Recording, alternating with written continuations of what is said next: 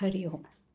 आज गुरुवार 16 ऑक्टोबर 2025. सद्गुरू ब्रह्मचैतन्य गोंदवलेकर महाराज आज आपल्याला सांगणार आहेत की परनिंदा आणि विद्येचा अभिमान हा माणसाला भगवंतापासून दूर नेतात. ऐकूया. परनिंदा करण्यासारखं पाप नाही.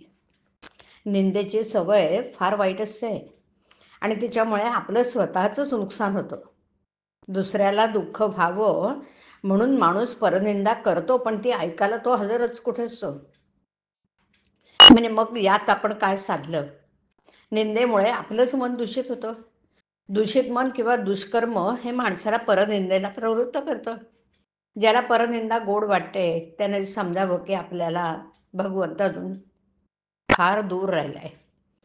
तिखट टेकटाप्रमाणे लागू लागणं ही जशी सापाचे विष उतरल्याची खूण, त्याचप्रमाणे परनिंदा गोड वाटेनाशी झाली की देव जवळ येत चालला असं समजावं.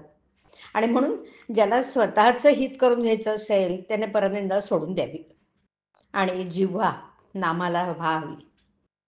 भगवंताच्या मार्गाने जाणाऱ्याने दुसऱ्याच्या ठिकाणी दिसणाऱ्या दोषांचं बीज आपल्यामध्ये आहे हे ध्यानात ठेवून वागावं आणि अवगुणाचे तण आपल्या अंतःकरणातून काढून टाकून तिथे भगवंताच्या नामाचं बी पेरावं.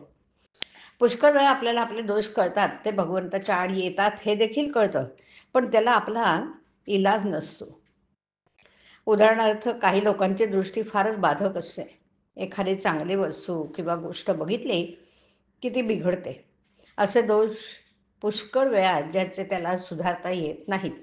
पण सत्संगती जर लाभली तर मात्र असे दोष देखील सुधारतात. हाच संतांच्या संगतीचा महिमा आहे.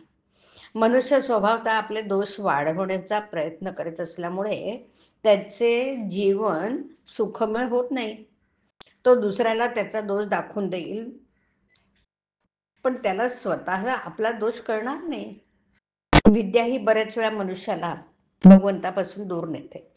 वारकरी पंथातले अडाणी लोक विठ्ठल विठ्ठल म्हणतात आणि म्हणता म्हणता भगवंताला ओळखतात.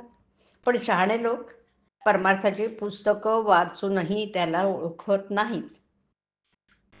घरामध्ये बदाम खारका यांची पोती भरून ठेवली तर ते पदार्थ जोपर्यंत हाडामासात जाऊन रक्तामध्ये मिसळत नाहीत तोपर्यंत त्यांचा उपयोग नाही.